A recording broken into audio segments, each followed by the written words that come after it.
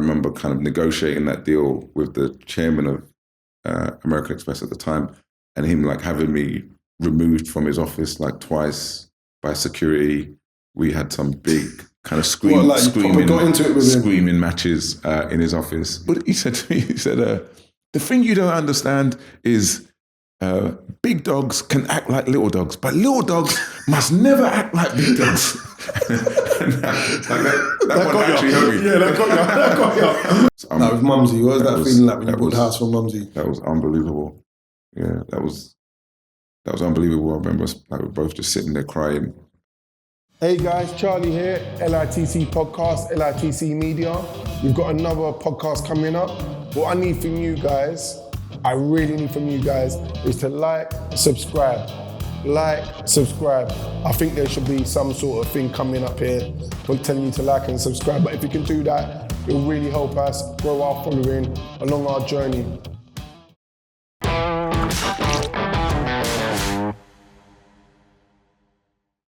Here we have Dean, my good friend Dean Forbes. How's it going? Cool. So I don't know if you've seen our podcast. The way we like to start is by looking at a piece of art and just getting your opinion on it and what you think about it. Yeah, that's a bit abstract for me, man. Bit abstract. Well, I don't even know what those words mean. What do you mean? What is it? You told me. What do you think about it when you see it? It looks a bit demonic to me, to be honest. Like the red and the black contrast. There's a lot of devilment in them, in those colours. And the eyes, yeah, it's a bit... So a bit demonic? Yeah, a bit demonic. That's the feeling you get? Bit devilish for my palate. Cool.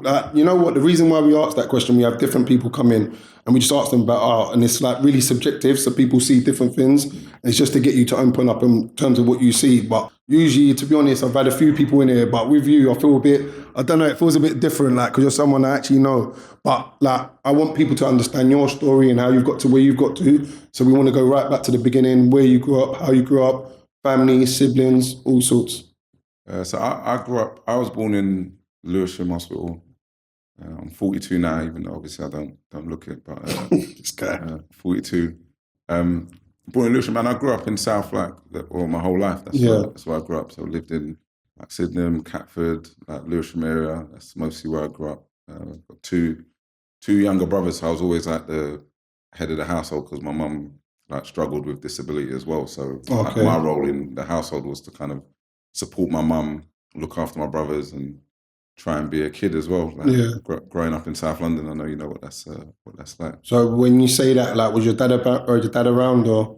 My dad was around, but he was he had other kids. Like, it's an unfortunate kind of textbook story for men my generation from that area. So he was kind of around. He had other kids. He had other things he was doing. He was in and out of jail a lot of the time. So yeah, he wasn't a continuous presence in my life at all. And is that something that you felt from the beginning, that he was in and out, it wasn't really there? You straight away, you spoke about you had to look after, you had two younger brothers and your mum having a disability. So you talked like you was the head of a house from a young age. But you know what's funny about like all of that stuff? It's only when you become an adult that you realise that stuff is not kind of normal. Do you know what I mean? Because when you're a kid and you're living in it, well, you just see your dad every 2 or 3 months, right? And it is what it is. And it is what it is. And when you see him, he brings McDonald's or takes you out for a day or two, and then you don't see him again. It's just normal. Like, it never really felt weird to me. Like, looking after my brothers, that never felt funny to me. It was only until I was an adult and maybe even a parent that I look back on that and I'm like, that was a lot. That was crazy. Yeah. So what do you feel like, even when we fast forward into what you're doing now and where you've got to now, do you feel like you've had responsibility from a young age? So my younger brother's 5 years and 6 years younger than me, right? And my mum she'd always worked. It's only, quite late when I was becoming an adult that she stopped working because she physically couldn't anymore. So my relationship with my mum, once I had brothers, was some days she would cook, some days I would cook, some days she would do the shopping, some days I would do the shopping. And it was very, very normal to me. So from 10 or 11, that's the way I've behaved. Okay, I've got to get my brothers to school, so I've got to be up a certain time. And not all, but a lot of the responsibility that comes from being a responsible adult, I kind of had it from 11. So I've lived most of my life with that responsibility. So nowadays in life, when I don't have responsibility, it's alien to me because I maybe only had 11 years where I didn't have it. Yeah. So when I don't have it now, or I'm not in control now, that's why you say you're uncomfortable. It feels alien. Yeah, no, that makes sense. And like, you know, looking at, because I think about my own daughter and I look at, I don't know if you have this feeling sometimes when you look at how you've been in terms of the responsibilities you've had, because you've said, like you said, it's quite a textbook story. I remember being, 8 years old and I'm taking all my little cousins to school. Right. Like normal, like I'm like the lollipop man. I'm like, all right, kids, over there, look left, right. And I'm taking them to school. But then when you look at some of your own, like our own children, and you think, how's that been for you in terms of, would you give them certain responsibilities or would you say, oh, nah, it's a completely different time now? I think it's the hardest thing as a parent, and it might be the hardest thing in my life now, because like you work hard to be able to give your kids a certain lifestyle, right? And we came through the lifestyle that we had where we didn't have much and we had to have that responsibility. And the number one thing that we say is we don't want our kids to have that experience, right? Yeah. So we're working hard and killing ourselves so they don't have to have that experience.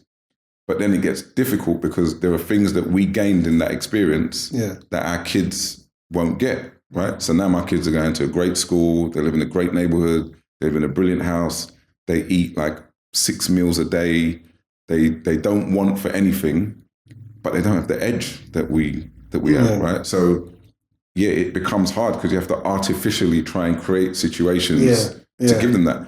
And it just ain't the same. It's not the same. Like my son, I say it all the time, he's 14, he's 6'2", not only has he never had a fight, he's never had a tense conversation in his life. Yeah. He's 14, he's never had he's been told off by his parents, he's had arguments with his siblings. Apart from that, he's never been in a tricky situation in his But life. then like you say, it's mad because that's what you want. Generally, like even though you feel like, oh, you need to know this or you need to know that, but it's like, well, actually, you don't need to know these things. Actually, you don't need to go through those things. It's only sometimes, I suppose, for myself, I think, well, life can be a bit harsh. So you want to know they can handle themselves out there. But I think really they get that anyway from their parents. So I don't know.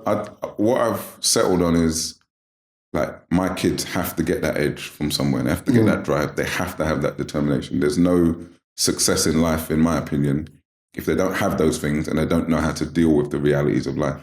The hard part as a parent is to give them that edge without the adversity. That's hard to do because I only know how to get it myself through adversity. So it's very hard. It's very, very hard to do that. But I think they need it, man. Yeah, no, I hear that. All right, so cool. You're saying, so what was schooling like, going to school? School was all right for me, you know. A lot of people around me and a lot of my friends were like got in a lot of trouble and stuff in and out of school.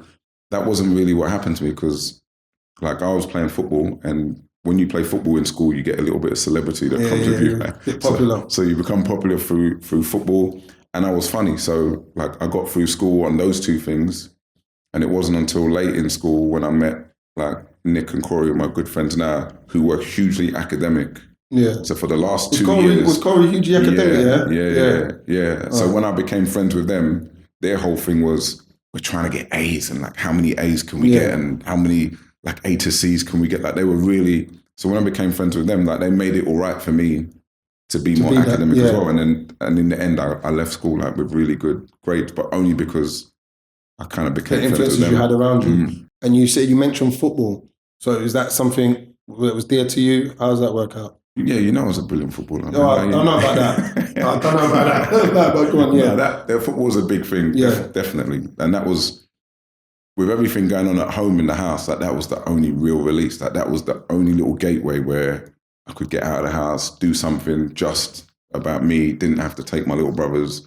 They had no responsibility other than football. So I did quite well. Like I went through the representative teams and that kind of stuff, played at Palace for a little while, had all of that. But it was more like a release, like at that point. So when you were talking about football, and you said everything going on at home, so you're talking about like the responsibility that you had and whatnot, and that was something that was for you.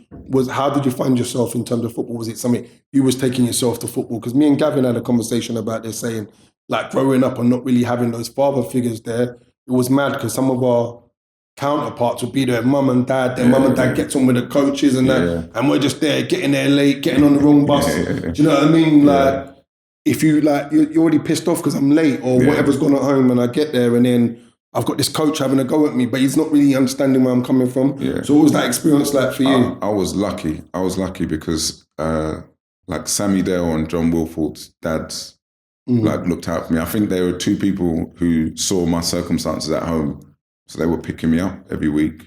And the coach was paying my subs, and Sammy's dad was buying me boots, and John Wilford's dad was buying me kit. So I kind of, I know of that experience, but that wasn't my experience because I had a lot of people that were kind of looking out for me. All right, so that leads me into another question. So growing up, not fast forwarding too much, who would you say, because maybe you've just mentioned, who would you say were quite influential figures on your life growing up? I don't know, like my mum, obviously, because my mum had like really high standards for us. And like I say, she was disabled, but she would like walk to work and she would like work really long days. So when you see that, it's like, well, so now I say to people, even at work, I say like, no, you can come to work. Yeah. Well, do you know what I mean? It created a normal for me that like, you can get through this. Yeah. She's small. She's got the world on her shoulders. She's got my dad to deal with. She's got 3 sons and she's at work like 5 days a week, 10 hours a day. So you can, right? So it created that. So my mum, I would say, yeah, Sammy's dad and John Wolford's dad for sure. Maybe Nick and Corey as well. Yeah. Okay. Like early, but I've been lucky with good people around me. All right. So going on further, so you're at school, you leave school, you do all right with your GCSEs? Yeah, I got 10 A to C's. Oh, so you got it, yeah? All right. Yeah. I'm proud of you. All right, so go on. So what happened from there? Couple A stars in there as well. So so a couple of A stars, all right, fair enough. So what, you move on from there. So what is it now? Sixth form, college, what happens? Do you know what happened? When I left school, I was playing football and a friend of mine had left home at 16 and he was like living in a hostel. So, and he was a bit older than me. So for my last year of school, I was socializing at the hostel and it created this romantic idea in my head that like not living at home was a brilliant thing to do because he had his own space and he was playing music until late and no one was telling him when to come in. So it created this like romantic notion that the thing to do at 16 was to leave home. So I left home at 16, on my 16th birthday. I left home and went and stayed in that shared accommodation. But just touching on that, do you think that was part of, like you said, like home life was a bit chaotic? So do you think that was part of that, was wanting to get away from that, or do you think it was nothing to do with that? It was 100% that. But what happened was going to his place, like I said, like up until that point, everything that was happening to me felt normal. Like my whole experience was just, this is just what life is. I didn't feel oppressed by it at all. It was just the right thing to do and I was fine with it. Then I'm going there and I'm going, well, hold on, he's the same as me, same age as me, and he's got all of this independence. Yeah, so I left home at 16. It destroyed my mum when I did it. And like, long story short, maybe a year later, I was back at home in a whole world of trouble and pain. So it was a dumb thing to do. And funnily enough, by the time I got home, my mum was losing her house anyway. So we all ended up homeless together shortly after I got home anyway. Yeah. And what was that like? Is this a home that you grew up in and been in for some time with your mum? Or was it like, was you in and out of houses, or was it a place that you... That house, so me and my mum kind of escaped my dad in our first house because he was abusive towards my mum. So we escaped my dad and then we had a new house like in Lewisham. So we were in that house for 10 years together. And that was a very important house because that was the house we escaped to, and that's the house where my brothers were born and they grew up. And it was kind of safe, and legally he wasn't supposed to ever come there, even though like in time he did. But it was safer, so the house meant a lot. And then late in our time, then my mum decided to buy the house, and then financially she couldn't like manage it, so we ended up losing it. So it was a massive deal losing the house because everything that it stood for, it was huge. Like trying to go back into that place, not to take you too far back, but looking at that now and like looking at it hindsight, how do you think that was affecting? Because it's a lot. Like, you're my mate and you're saying this and you're like, oh, we're escaping my dad. This is the house where I had responsibility. I've moved out. I've come back, like seeing it's not for me. And then you lose the house. Like looking back at that, like, how do you think that, how did you react to that at the time? Yeah, at the time, and it was difficult because of a positive characteristic. Like at the time, I felt helpless, and I think like I'd always managed to be there for my mum and be helpful towards my mum, and I know my mum relied on me and depended on me a lot. And what happened to me was I left home, and I knew that hurt my mum. Then I came back, and then we lost the house, and I wore a lot of it myself. I was kind of like you've let her down twice. You know, if you had been here, you could have helped, you could have earned money, you could have you would have been supportive towards her. So yeah, I wore it really bad, and I would say like the next 2 years of my life at that point were pretty bad because of that. I managed it by like detaching myself from my family. Okay. Even though we were homeless together in the same place, I didn't really participate in what my mum was trying to do to try and get us out of it. I was just like out of the elsewhere, shutting off to it. But then, like once again, like you said it from the very beginning, it seems like that word responsibility again. Like you at a young age, but you're wearing that, you're taking it. Oh, it's my fault. You're taking that responsibility when actually it isn't really your fault at that age. You know what I mean? You're just a kid finding yourself, finding your place in life. But then it seems like it's something that's quite prevalent throughout your life, responsibility and taking that responsibility. So, okay, yeah. So you're going on through now. So was you at college, sixth form? No, I wasn't really doing anything. And then I got back in, I was playing football again, and then I kind of ended up back in a little bit more trouble about around that time, kind of 17, 18. I ended up in a little bit more trouble. And I think that's the first time I ever got arrested, probably 18 years old, 17 or 18. The first time I got arrested, and it was Well, you say first time, what was this a common occurrence? And you say first time. It's actually the first. Yeah. It's actually the first. Have I been arrested? No, first and only time I ever got arrested. Yeah. But obviously, it's a big thing to get arrested. Yeah. Like we can't downplay that.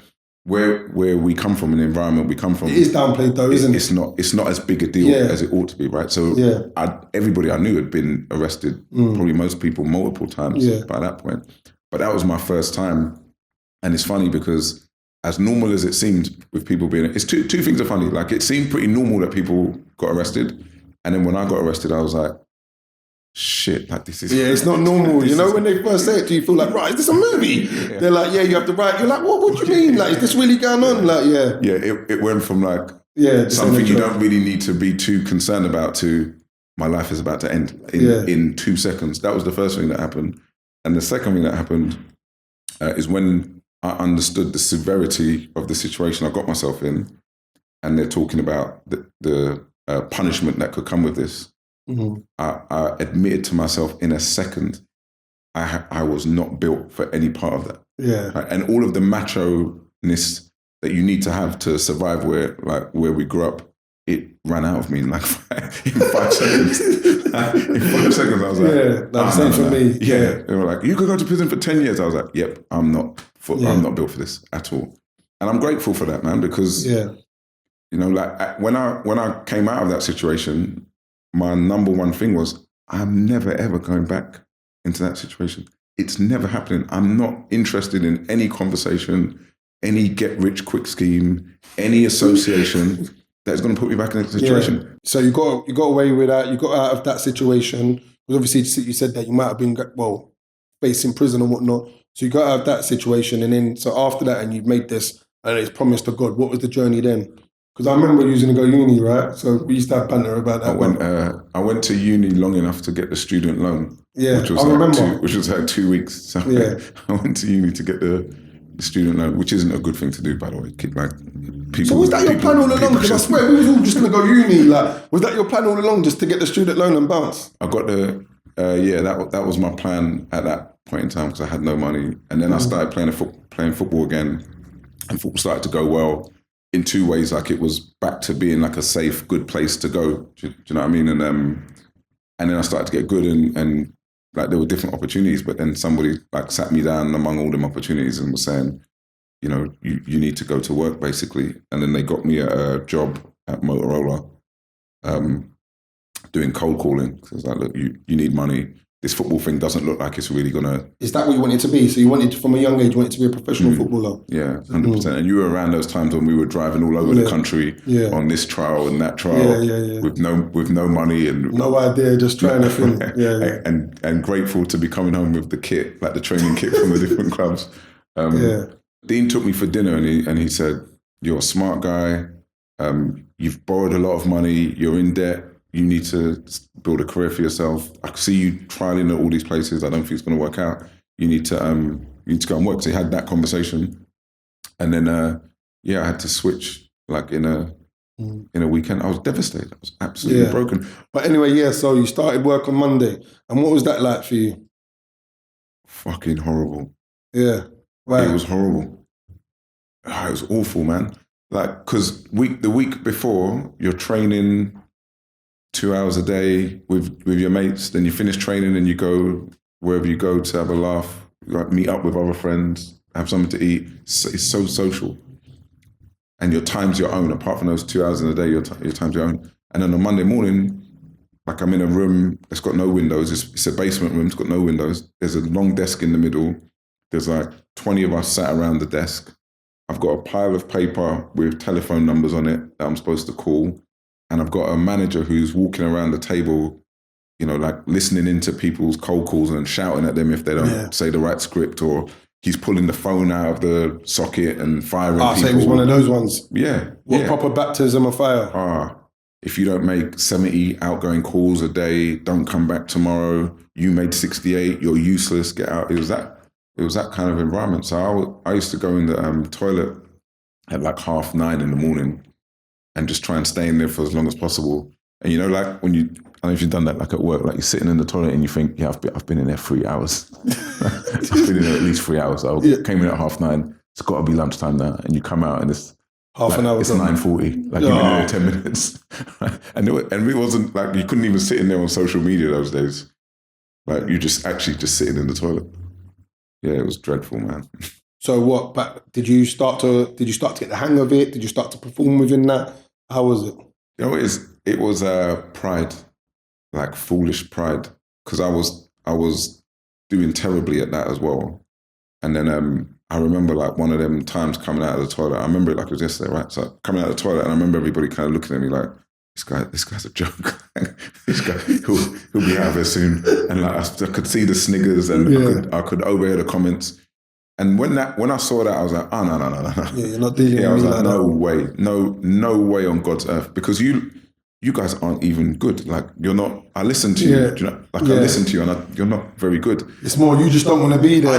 I don't. The reason I'm not doing well is because I don't want to do well at this. You're not doing well because you're actually not very good. So, and at that moment, I thought, okay, I'm going to leave here soon. But before I leave, these people are going to understand that I'm a lot better than them. Right? Yeah. So I can leave when I'm sure that like Sharon and Bob understand that if I wanted to do this, I could do 100 times better than them in half of the time. So I started behaving like that. And then I ended up getting promoted, and the idiot that was the manager ended up getting fired, and I ended up being the manager of that place. And what sort of time span was this? Probably 6 months. Within 6 months. So you took to it, once you focused on it, you took to it. But was it quite easy for you? I never took to it. I hated every single element of it. I hated. There was nothing about it that I enjoyed. I didn't even enjoy the money because the money wasn't very good. I hated all of it.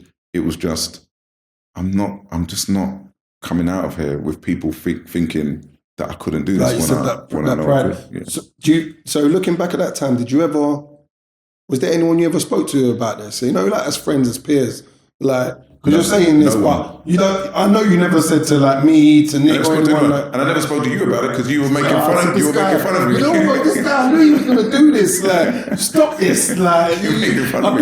I didn't make fun of you. It's Junior, TC Communications. But this is the second thing you attribute to me. You need to stop this. But anyway, all right. So I used to take the piss out of you. Yeah. All right, cool. I was taking the piss out of you, but I couldn't talk to anybody about it. I couldn't talk to one group of friends because they were playing in the Premier League. They were on this unbelievable high. I didn't have it in me to go to them and say, okay, well done today for making your Premier League debut, but I'm finding it really hard because I only made 67 outgoing calls today instead of 70, and my manager shouted at me. Like there was nowhere to have that conversation. Do you think that it would have been cool if you did have someone to talk to? Obviously for you, it's cool because it's led you to be the person who you are.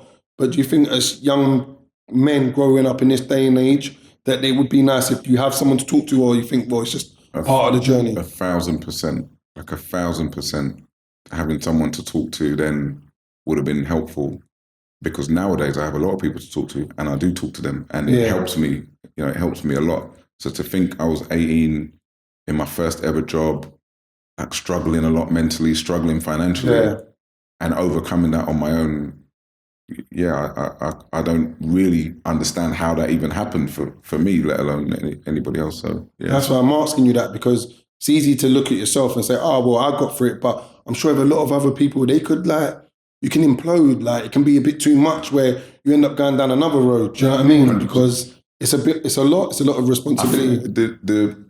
I look at it now and I understand that there's a combination of unique circumstances that meant I didn't fall off of the edge in that situation. There's a very unique combination that I'm grateful for, right? So I played football. So being shouted at by my manager wasn't a new concept to me, right? I'd been educated for 3 or 4 years that's how managers gave feedback. That was normalized for me at football, right?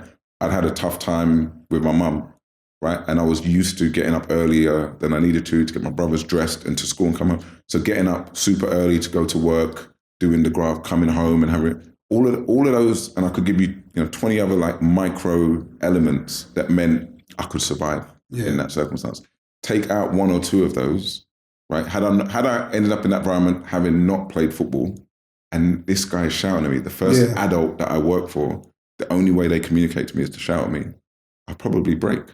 Right? I probably break, having never had responsibility for my brothers and have to program myself to get up and do what I need to do to get them on time. Having not had that, I probably break. Right? So it's all of these little tiny things that I'm lucky they existed. Otherwise, I don't think I would have.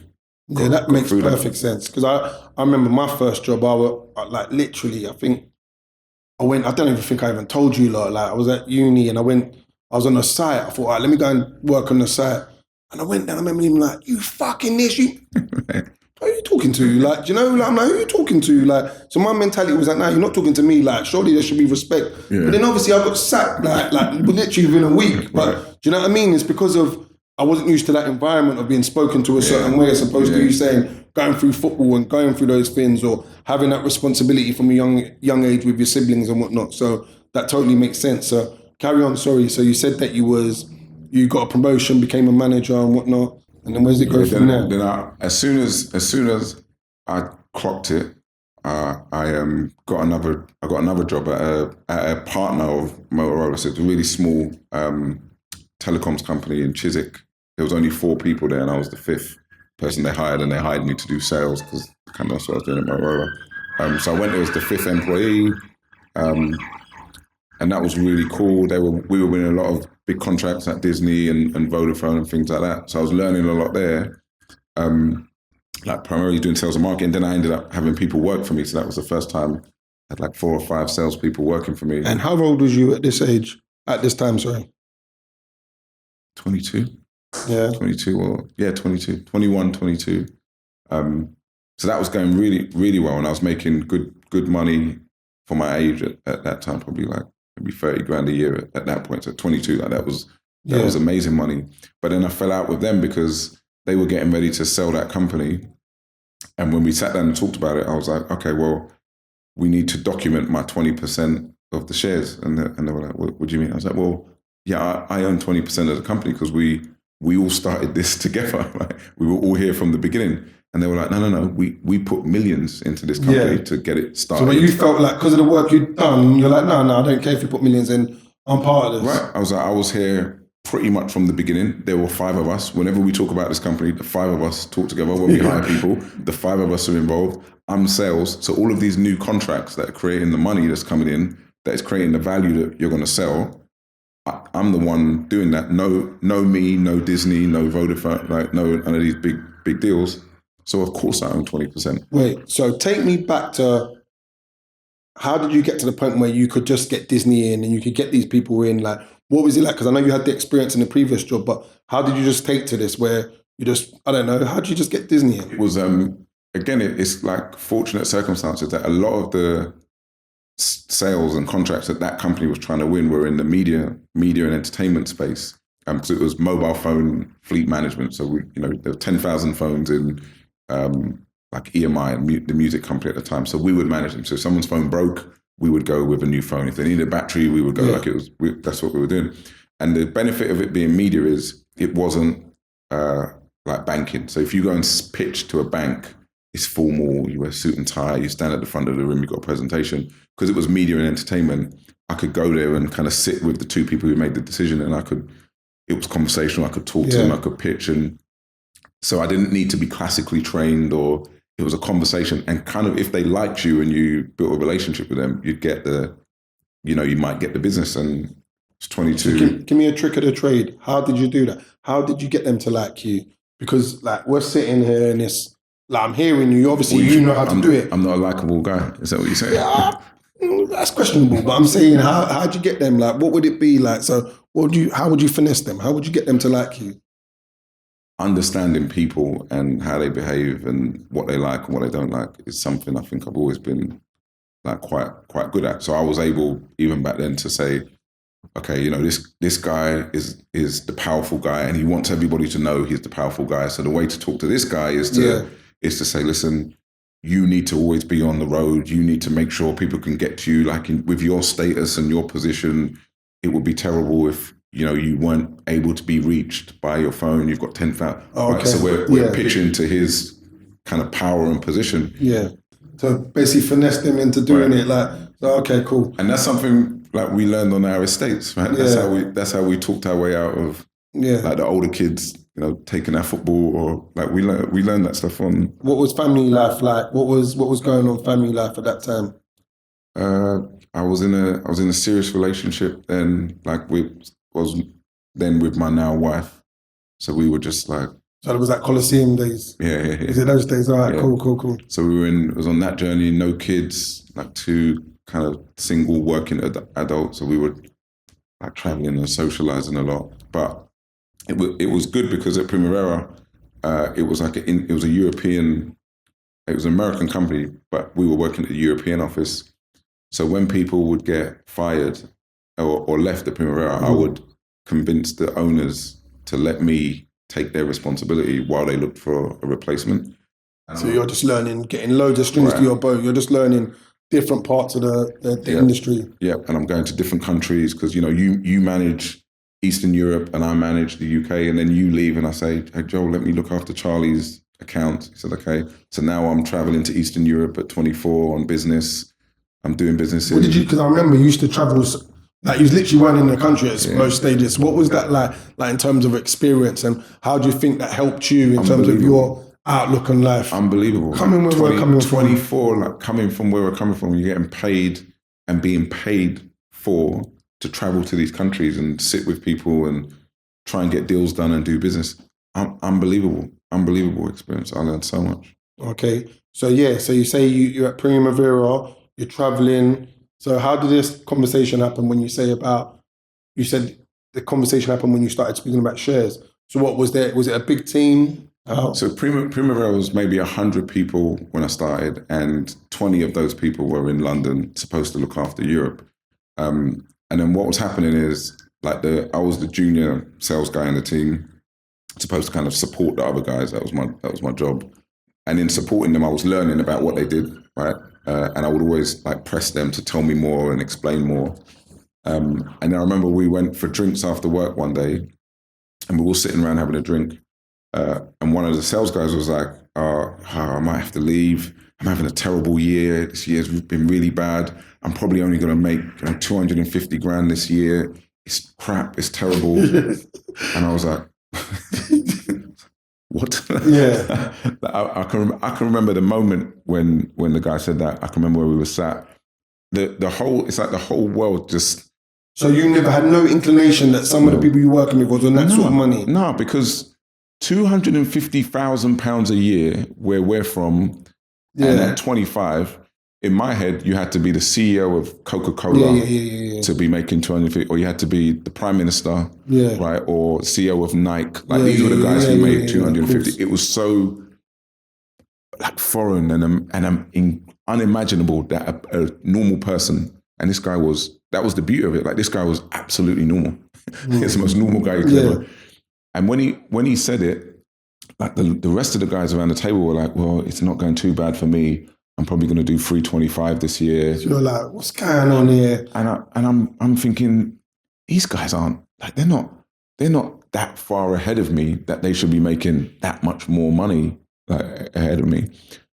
So from that minute, I was kind of back to the Motorola thing. I was just like, okay, I'm going to be in this conversation. Like when we come back here in a year's time, there's going to be someone in my seat who's got my job, and I'm going to be the guy disappointed that I've only made $250 this year, but I won't be disappointed. So at that point, I was like, okay, I'm coming for his job, right? And actually, he did leave, and I convinced the owner to give me his accounts, and I did really well in his accounts.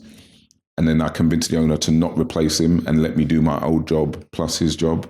And I convinced him he didn't have to give me more money for it, just had to pay me more commission for it, which meant, I don't know, maybe I was earning like 70 grand a year at that point. And that guy would have been getting 100 grand a year as a basic salary, right? So I'm doing his job and my job for 70 grand. Great for the owners. This is more money than I ever imagined I would have. So I'm fine with it too.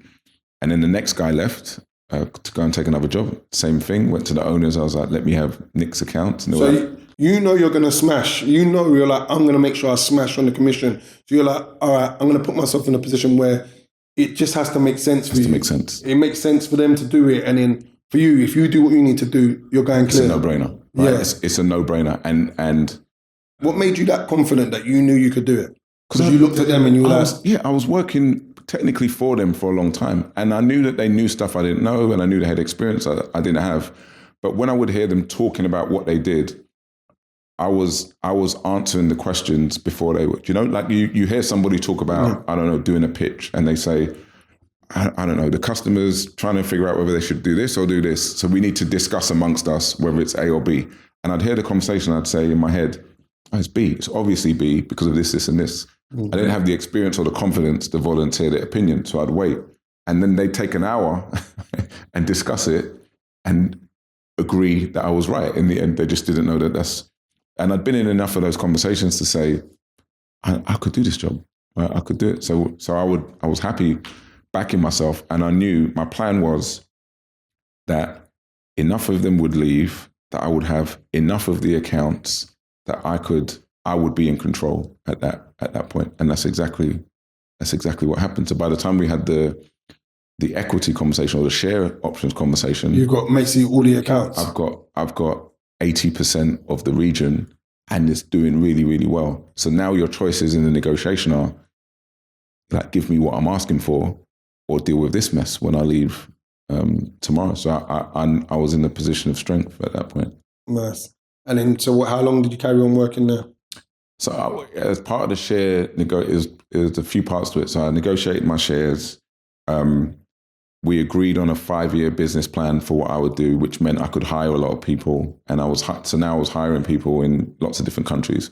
My strategy that I pitched to them was, all of these people shouldn't be in London, which is where we'd been doing it before. I was like, we should put the people in the countries where we want to do these deals. They'll be local, they'll understand the culture, they'll have a local network that they can leverage. So that's what I pitched. Where did that come from? That came from being tired, traveling to all of these countries and having to lose a lot of hours researching the customer or the organization, because I don't know who the number one gas supplier is in Russia. But if you're an IT salesperson in Russia, you probably do, right? So again, it was kind of obvious to me that what we was doing didn't make sense. It was impractical. I'd just taken advantage of it, but it was totally impractical. And they went for it. They backed me, and we did better than I said we would do. I was lucky because I didn't have a family. I could travel to those countries and hire people and spend time with them for months on end because I didn't need to be in London. And then we sold Primavera to Oracle for $550 million in 2008, and I had shares in the company. So when that happened, it was like the best day of my life. It was the best day of my life at that point. All right. So you started. You were saying that was one of the best days of your life. I want to switch that to going to one of your worst days in your life. Tell me like one of the worst bits of adversity that you went through that you can remember. The worst. It's been a lot. I think one of the worst points of my life when my daughter was diagnosed with leukemia, and she was 2. That was one of the worst days. Like, obviously, life-threatening illness. It's my daughter. My job as a father is to protect her from those kind of things. We were actually on a high. Like, the household, the family was on a high at that point, like feeling really good. And then that kind of came out of the blue. That was that day, and then the process of dealing with that was one of the worst. Yeah. So when you say the process of dealing with that, what was the support system like around you at the time? We like me and Daniel were really lucky because we had a lot of good support around us, right? So we had Daniel's cousin, my mum, like really good family, really good network of support. But even with that support to take care of the other kids, to kind of help with, shifts and all of that, even with that, you still have to go into hospital and stay with your child in hospital pretty much 24 hours a day. The hospital can look after them, but as parents, you want to be there 24 hours a day. And you're watching your child be poisoned with chemotherapy in the hope that this poison drives the life-threatening disease out of her. The doctors explain that, the first treatment run is probably going to be a 4-month treatment run of regular chemotherapy, which is kind of radioactive medicine that they pass through her body to kind of kill one category of blood cell and allow them to regenerate without cancer, without the cancer cells in them. And as that chemotherapy passes through her body, then it's radioactive. So a lot of the downsides of radioactive material your child experiences burns away the inside of their mouth, burns away the tongue, burns away a lot of the soft tissues, so like the bowel. So like going to the toilet becomes like really painful. What was that like for you, like as a father? Susceptible to infection. When they get an infection, you have to stop the treatment and deal with the infection. The infections become life-threatening. So what was that like for you though? Like, because obviously you've also, like you said, you got to look after the other kids, and then you got Dan to look after as well. What was that like? I struggled with the helplessness of it all, and it's out of your hands. Out of my hands, right? And I'm back to not being in control, and I don't know if my daughter's going to make it. And my family have always looked to me to like lead them through these situations. I don't understand this disease. I don't understand the treatment. I've got no experience of this. My mum's crying, my wife's crying, my child's crying, and I can't say like in any other most other adverse situations since I've been an adult, I've been able to go, we're going to do this, we're going to move there, we're going to sort that out, and 3 months we'll be out of this. And here I'm just like at the mercy of the doctor. So it was, it was brutal. Did you feel that you specifically yourself? Do you feel that you had support?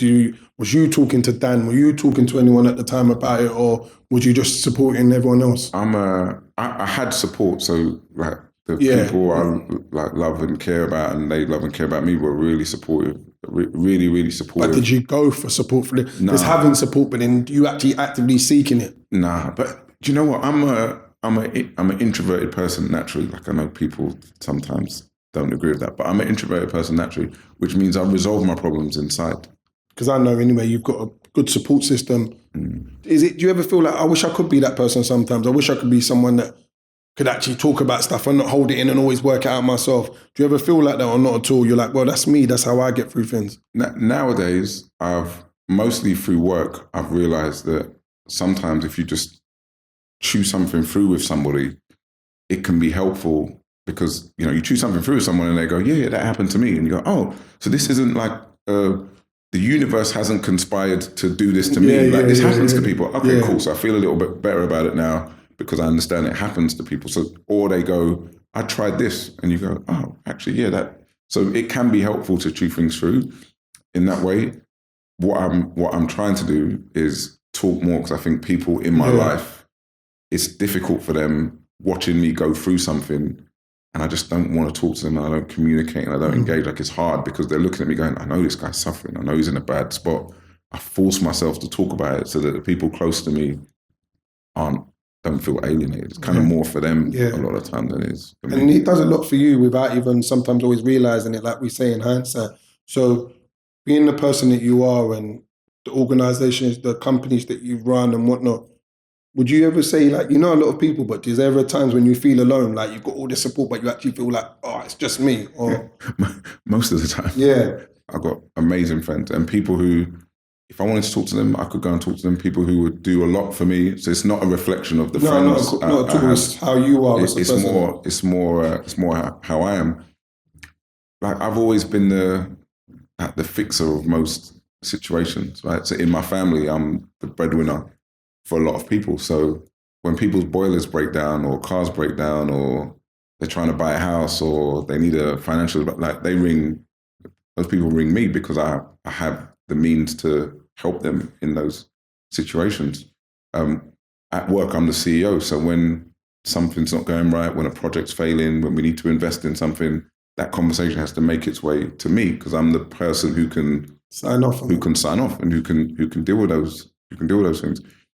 What is hard, I think, for people to understand sometimes is that my outgoings every month are like this much, right? These are my outgoings every month because of the people I support, because of like lifestyle, because of investments we made, right? So these are my outgoings every month. So when a cousin can't pay their mortgage and it's £1,000 problem, I can fix that problem.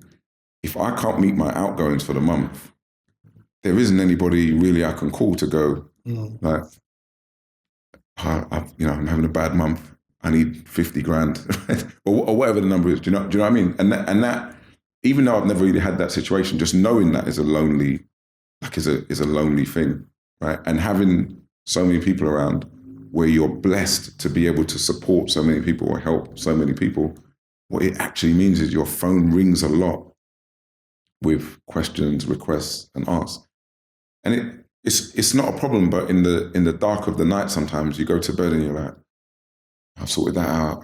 Did I do that? Did I get back to that person? Did I tell him to call him to sort that out for him? Okay, cool. I've done all of that, sorted that out for everybody. Okay, let me go to bed, and you realize I haven't done anything for myself today. Taking that all into account, like everything that's going on. If you could be any animal, what animal would you be and why? I'd be an eagle. Yeah. Bird of prey, elegant, symbolic, flies high. Can see everything in front of you. Sees everything. Eagle flex. Yeah. All right, so we're moving on. So you were saying Primavera had shares in the company, sold it for, what did you say, $550 million? $550 million. You got a nice little chunk. All right, so what goes on now? So when we sold Primavera, I was running, by that point, I was running the international division, which became almost half of the company, right? And Oracle, the president of Oracle at the time was a guy called Charles Phillips, black guy, one of the top tech guys in the industry, had done work for Obama. So we're going to stay on that point. This is something I wanted to ask you. So when you're in these circles, are you one of one? And you know what I mean by that. In terms of the industry that you're in, are there other people that are like you? Hardly ever. And that's why Charles was such a big deal to me, because not only was he in the room, like he was the president of probably the biggest and most relevant technology company at that time. And that company is still in the top 3 tech companies now, right? So he wasn't just in the room, he was like, he was the room. Right, he was the room. So proximity to Charles was like amazing. So how did you navigate? So I'm saying, so you get to this point before you get to Charles, how did you navigate through that in terms of being the only person of color in the room? Yeah, and also sometimes we can be a person of color in a room, but you could also be coming from a different place. Do you know what I mean? Because not everyone from color comes from the same place. What do you mean? I mean, not everyone's coming from Lewisham, coming through some of the adversities that you've been through. Some people are coming from more affluent backgrounds, right, coming from mother and father together, coming from a great structure. Do you know what my thing was, Charles? And I say this a lot now, like with Project 10 and the different things that we're doing at Forbes Family Group, when I talk to young people and who sometimes are struggling with that or sometimes fear that a little bit, I always say to them, like, my mentality when I was going into those rooms was, I'm here for everything that can be gained in this room. And this guy's been to Cambridge, this guy's been to Oxford, this guy's been to Durham, that guy's a millionaire, that guy's a billionaire, that guy's sold 20 companies and made 150 million. You're all going to give me what I want or what I need out of this situation, despite the fact that you've got all of the advantages. And I took it as, I just took it as a challenge. I took it as a wrestling match that has to happen. How? Like, I'm a young person right now, and I'm looking at Dean, and I'm like, yeah, like, I know you went through these things. I went through them as well, but like, how? How do I get to be like Dean? How do I get that drive? How do I get in, have that mindset to go into that room and say, you know what, I'm taking it, it's mine? Because I know, because some of these kids, they know how to do it on the road. Oh, that's what I was going to say. Yeah. Are you crazy? Like we the situations we grew up in are far, maybe not. No, in a lot of ways, they're better preparation for that mindset and that strength of mentality than going to Oxford. Don't get me wrong. At Oxford, you're going to get a level of academic education that's probably one of the best in the world. No question about it. But to have the forthrightness and the mentality and the bravado, we use those things to survive. Like, do you know what I'm saying? Not having those things was the difference between bad things happening. Right, it was the difference between life and death. And I said to these kids all the time, you're going to apply all of that to these negative situations of like drugs and knife crime and all these things that you want to apply all of that to, and never make the money that I've made. Well, then you're an idiot. Like that's nonsense. Because when I was 26 and 27 going into those rooms, I didn't have an education. I hadn't been to Oxford. I hadn't learned the industry really. Those things were actually all I had. Because I get what you're saying, and I understand what you're saying about that determination, just basically saying you're coming, you're prepared, you're from the road, like you've got that mentality, I'm taking this. But how, I've got little cousins. They don't, some of them, I'm not saying all of them, but some of them don't know how to speak. I'll be with you, they've got some bad habits. They don't know how to speak when they're around other people. They can speak when they're around me because they're comfortable. But how do you go into a room and like, I know someone's saying, oh, hi, how's it going? You all right? Yeah. How does he, if he's a man that's like, yeah, you get me a car, and he talks like that, but he's got the smarts on the road. Right. How does he transition? The key element in the transition is what we do in our heads. So when I went to work at Primavera and I had the revelation of these people are making like serious money, I decided I was fine to be the junior person. I was fine to make teas. I was fine to make coffees. I was fine to be the setup person who would go in before the meetings and plug in all the laptops and plug in the projector and put out the presentations. If in return they would let me sit in the room, which they did, and after the meeting they'd answer all the questions that didn't happen, right? So the difference, I think, is I had the humility to do that, and because I did that, I learned. And information is key. Right, I learned how that all happened, and that's what I think the difference is. A lot of these people know how to talk; they just don't want to do it. They don't want somebody else to make them change the way they talk. And when you go to work and you start, somebody at some point is going to talk down to you, and they don't ever want to be spoken down to. And because of those things, they never end up in the rooms I ended up in. So, like, I think if you overcome all of that, you end up in the room. And if you end up in the room, you're going to hear some stuff. It's up to you. And then you can kick on, right? Okay. And to me, that's the only, nobody's going to convince me. Talent, charm, charisma, like basic intelligence. A lot of these people that I speak to, they've got all of it. Mm. Thank you. So you said, we'll go back to, you said you went after, you was at Primavera and then you mentioned Charles. That was an important moment as well, because we'd sold the company. I made some money and I was ready to move on and do something different. And I got to buy my mum a house, which was like important given what had happened to us. I got to buy a car, I got to pay off mortgages, I got to help families. So it was what was like, that feeling like? That was Mumsy. What was that feeling like when you bought the house from Mumsy? That was unbelievable. Yeah, that was unbelievable. I remember like we were both just sitting there crying in the house because she needed a house, and one of the best feelings. Do you think people know that side of you when you say you were sitting there with Mumsy just like crying both together? Probably not, because I don't speak about all of that stuff openly. But we'd been homeless twice. My dad had beaten my mum. We'd had no food. We'd lived in one room in the house because we couldn't afford to heat the rest of it. So here we were buying my mum a house outright that she chose. It was like, we viewed all these houses. She was like, I want that one. It was the most expensive one. I was like, okay, cool. We're buying this house. And then we just got the keys and we both sat on the floor crying. It was nice. Cool.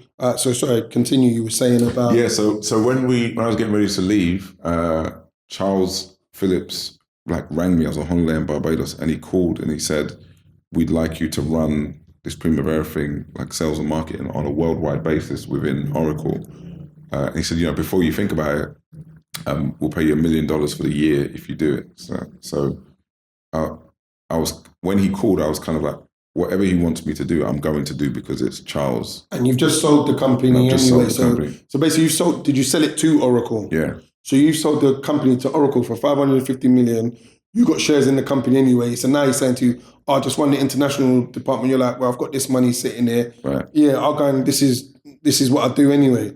It was the whole thing. It wasn't the international thing. It was like, we want you to run it kind of globally, which was a bigger job. And having that big job inside of Oracle meant a lot. So having him call, having him offer that money, I would work like very closely with him. So I got to see him for a year and watch how he moved for a year. And I learned a lot of things.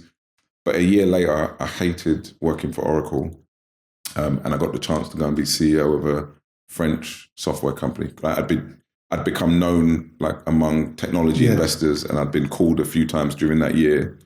And then one of them called me and offered me a job in Paris running a French software company as the CEO. And it felt like the next natural progression for me. So I went and chose to go and do that. And how was that like in terms of family life? So was you living in Paris? Yeah, I'd live in Paris 4 days a week and then come home for free. So big sacrifice for me and the family to do that. But again, I had shares in that company, and the game was, if we could build it to a certain level, we'd be able to sell it and make a lot of money from selling it. So I was, again, just work mode focused on. How does that work though? Like in terms of family life? Because it's about people getting a glimpse into how you've been able to get to where you've got. What do you do? What do you say to your missus? What do you say to Danielle? Like, look, I'm going to be over here for 4 days of the week. And she's like, yeah, cool, no worries. How does that work? Like, do you know what I mean? How does that work? Because it doesn't matter. No, it does matter, but I'm saying you can be doing what you're doing, but still it's that time and that quality time. Yeah. Do you know what I mean? So how does that work? What's that conversation look like? That's a family decision for sure. Like, you wouldn't make that in isolation, because it leaves a burden on her. Like, family life for me has to be it's a complete thing. Like, it's not an individual. It's like it's an organism, right? It's I don't know. It's like a body. It's like a body. So if one part of it isn't good, then everything in it suffers. Do you know what I mean? So me wanting to go and do this, okay, I can probably decide to go and do it and just go and do it. Then family suffers. Then while I'm in Paris, you spend more time on the phone, or you spend more time anxious about what's going on. So now you can't get the outcomes you need at work anyway, because it's stealing half of the week, dealing with, turbulence at home anyway. So. Okay. All right. So you're in Paris, you there 4 days a week, 3 days over here. Yeah. You got your driver. What's that fella's name? I remember the guy. The guy with the grey hair. Like, I like it. Pete. Yeah. Is he still about, Pete? No. That's a shame. But anyway, yeah. So you're over there. What's it like for you? Like life, family life, work?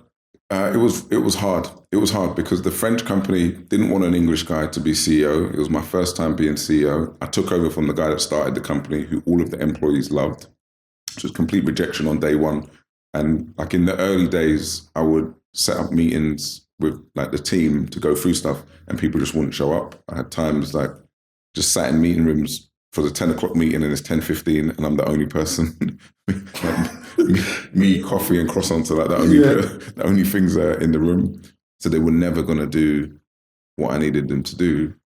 So we had to change some of the employees. And so you got rid of them, basically. As soon as we started to change some of the employees, two things happened. Other employees left because they realized what was happening. Yeah. And then the ones that stayed, we got to figure out these were the ones who wanted to be here and we're going to take a shot at it. So. Yeah. And then, so how do you get from that point to where you've gone after that? So you built that company up. Did you end up selling that company? Yeah, we sold that company to American Express, and it was the biggest technology deal that they'd ever done at the time. And that was a new experience for me, being the guy selling the company as a CEO. And I remember kind of negotiating that deal with the chairman of American Express at the time, and him like having me removed from his office like twice by security.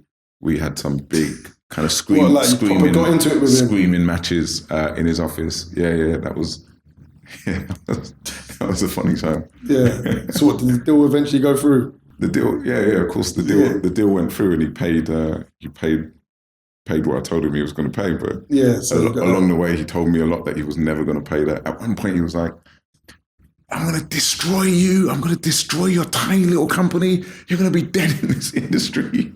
Yeah. What? And it's just like, whatever, mate, sort of thing. That was funny as well, because that was I remember the situation, right? And it's kind of a funny story. So in a deal like that, someone makes an offer to buy the company and they get exclusivity for a period of time. So you say, okay, we accept your offer and you've got 60 days to get this deal done. And during those 60 days, we won't try and sell the company to anyone else, right?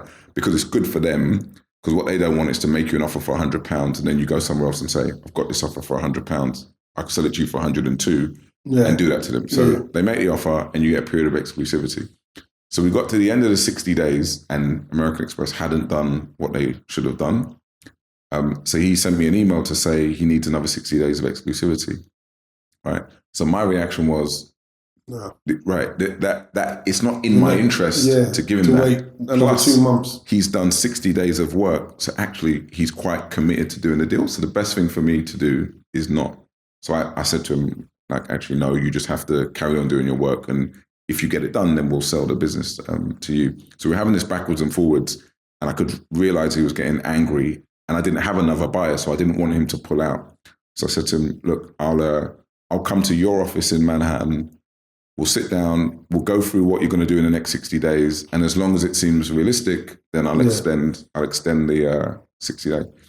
So I get to his office in Manhattan. It's like on the top floor of one of them skyscrapers in Manhattan. And when I get there, his PA says, oh, yeah, he's expecting you. You can sit here. And sit here was on a stool outside of his office door, right? So he's trying to mug you from the beginning. So I'm sat on this stool outside of his office, and I'm thinking, I don't think this is right. Like, this big office has surely got some other places people can wait. And people are coming in and having meetings with him and going back out. And I know some of the people say, like, hey, Dean, like, what are you doing here? I'm I'm waiting to see Greg. I'm going, I need to just get up and leave. Like, this is nonsense. So then he comes out an hour and a half later, and he invites me in his office, and he pushes the paper across the table, and he's like, just sign the extension. I said to him, Greg, like, I just need to understand what's going to happen for the next 60 days. And so he just starts shouting. So he's proper talking to you like you're a little guy, like just any guy, like he can just talk to you however he wants. Exactly. And so when I say to him, I just need to understand what we need to do in the next 60 days, he just starts shouting, you're a moron. People told me you were a smart guy. You're an idiot. You're a coward. And he's blowing up. And other people are like walking past his office and he's calling me, he's going, Charlie, come in here. I thought you told me this was a smart guy. This guy doesn't know anything. He's going to be dead in this industry. So I'm just like... So but when he's saying all this stuff, what are you saying at the time? At the time, I'm saying in my head, you cannot start reacting to this because people don't speak to me like that. Right? This isn't how you talk to me. So if I start engaging, we hit a point where we can't come back from this at all. So I'm thinking, just remain So you're calm. thinking about the deal. So your eyes on the prize. I'm thinking about the deal, and I'm just saying to myself, just keep thinking about the deal. Don't worry about it. He picks up the paper, he tears it, throws it in the ball, he throws it. All this theatrics. And we'll never do this deal. You'll be dead in 6 months. And he's just shouting. And when I speak, I just keep saying reasonable things to him, like, Greg, I flew from England to you in your office to have this conversation with you. And this is all I'm asking. Is this unreasonable? You don't get to ask me those questions. I'm the buyer. He said to me, the thing you don't understand is big dogs can act like little dogs, but little dogs must never act like big dogs. that one actually hurt me. Yeah, that got you. So I can tell, I can see it. That one actually, I've been looking for a situation to say that phrase, like in a business situation since then. So I'm just sitting there waiting it out. And like after what seemed like a few hours, he did something that just let us both get out of the room with some element of kind of, our ego still intact. He said, he just mumbled this sentence like, we've got to get banking approval, put it in front of our IC, get the paperwork together, which I think we can do in 2 weeks. then we've got to get it signed off by the audit. I don't know, like he just mumbled a sequence of actions and it let me write them down, right? So I could pretend he gave me the plan. He could pretend he didn't really say anything. I signed the extension and I left. And then after that, at the end of that extension, he called and said he needed another extension. So I was like, I can't do that. I've got I've got other people that have been asking me to buy the company. I had no one, but other people that have been asking me to buy the company. And he starts shouting again. I'm like, listen, we've got 3 other people that are really interested, so I can't give you the extension. And I hung the phone up. And then he was calling me back, so I was ignored his calls for a few days. Oh, you're playing that game with him, yeah. So I answered his call after a few days. I said, look, Greg, I can't really get into this conversation at the moment. And he was like, don't send it to anybody. I'll get the deal done by Friday. Like, I promise you, I've got everything ready to go. I'll get it done by Friday. So in the 2 days of ignoring him, he made like a month of progress in those 2 days. And then he got the deal done, got it done on the Friday. I got my money on the Monday and I was supposed to go and work for him. That was part of the deal. It was actually in the contract that I was supposed to go and work for him. And I just never went back on the Monday. When I got when I got paid, I never went back. And he had told everybody that by that point that I was coming to work for him and this was going to be my job and my role. And I just remember thinking back to all of those conversations and thinking, you don't want to be a little dog no more. No, number one, I'm never going to work for you. And number 2, the more people you tell that I'm coming to work for you, the better, because now the embarrassment is going to be on you. You're going to have to explain to people that I just haven't shown up, and you're going to have to explain to people why. So I enjoyed that. What lesson would you take from that whole experience, that negotiation? Do you know, one of the things he said to me during the screaming match was when he was saying, I'll take everything from you, I'll destroy you.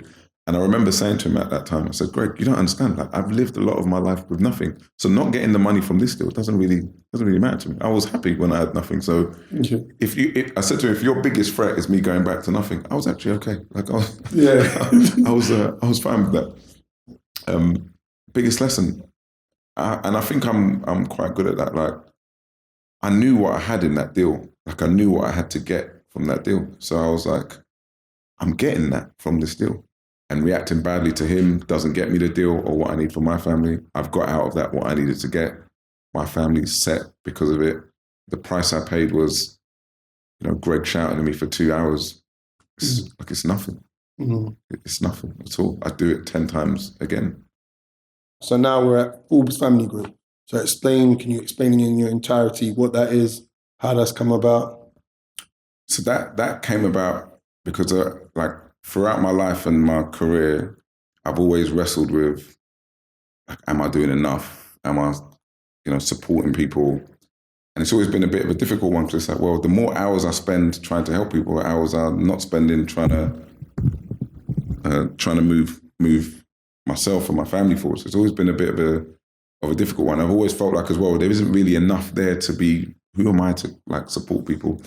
I think after the last time when I sold the last company to Access, and then I ended up on the power list, and I was talking to my friend Tim Campbell, and Tim was kind of like, Power list, what's that? So the power list is the 100 most influential people of colour in the UK. Okay. So around that time, and talking to Tim, he was like, you should, just by you doing more and being visible, it helps, like it can help people. So we use Forbes Family Group to put like a structure together to be helpful to people in a few different ways. So we do community work. So we like to invest in community projects that are close to our heart in one way, shape or form. So Christmas before, we did like a big food drop for low income families. We've just become partners with 10MB, which is local football and community centre. So those things are close to us. So we put money and resources to help with those things. The other thing we do is investing. So we invest in underrepresented entrepreneurs, right? So real kind of local, ground level entrepreneurs that have got good business ideas, and we want to support them because we've learned a lot, got a good network now, and can put that to good use for other people trying to build a business. So we're invested in Our Game, Foxbury, Joe Knows Food. So we put money into those businesses. We expect to get a return on that, but we're highly supportive of those entrepreneurs. And then it's more the classic investing, because something that's insane to me is I get phone calls about investments that are low risk, high return. And I don't need, I mean, they're good investments and I'm happy to do them, but there are people with more financial pressure who need to get that return than I do. Mm. But they come to me because I'm in the circle where those conversations are had. So what we try to do with those is I take those investments, or Forbes Family Group takes those investments, and we try to make them available to other people to participate in. So we're doing one at the end of this month, which has a 50 grand threshold. Right? To invest, you have to put at least 50 grand into it, which is something I would absolutely do. So I can do that and then go to like the a network. Match funding sort of. Well, not really, but I can do. I want the investments. I'll do I'll meet the threshold. I'll take the legal costs that go with it, because I'm going to do it anyway. And I can come to you and my aunt and my cousin and my brothers. I can say, do you want to put money in this? And people can say, I'll put $1,000, I'll put $5,000, okay, 500. So now everybody's got access to this investment, but not everybody's got the 50K needed to do it in the first place. So we try to do that, make these investment opportunities available to the network. It's going really well. It's going really, really well. Yeah, and what's made you want to set something like that up? And like you said Forbes Family Group. So is it a family decision once again? What's made you want to do something like that? I don't run Forbes Family Group. Davina, my cousin, who was at Forbes until she got married, she's the CEO. So she runs it.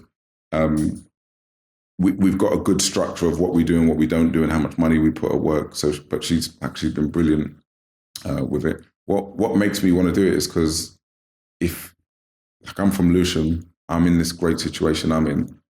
Like, if I'm not going to do something like that, then who's going to do it? I have to do it, and I can do it. And there's not much to be gained by sitting in my house, like just counting, my money whilst the next set of people like us are dying for somebody to just go, here's a play center to go to, or you got a good idea for an app. Okay, there's a company that will listen to you and give you a bit of advice and maybe fund you or support you. Like, if I'm not going to do that, then all of this was a waste of time, wasn't it? 100%. And do you have a favorite quote? I don't have a favorite quote. My favorite speech, and everybody should read this, is a Teddy Roosevelt speech. It's called The Man in the Arena. And in that speech, he talks about how easy it is for people to stand outside of the arena and laugh at the guy or poke fun or critique the guy in the arena. But the he's in there. Like, he's doing something. He's trying, he's persevering, he's dealing with challenges. He's the guy. Like, and the people, standing around pointing and laughing, like, that's nonsense. The guy in the middle of the action trying is the hero. And I like that. Sure. And one last thing, what advice would you give to the younger you? Stick with it. It's going to be pattern. Say that again? Say that again? I said stick with it. It's going to be pattern. On that note, it's been an absolute pleasure, sir. Yes, thank you.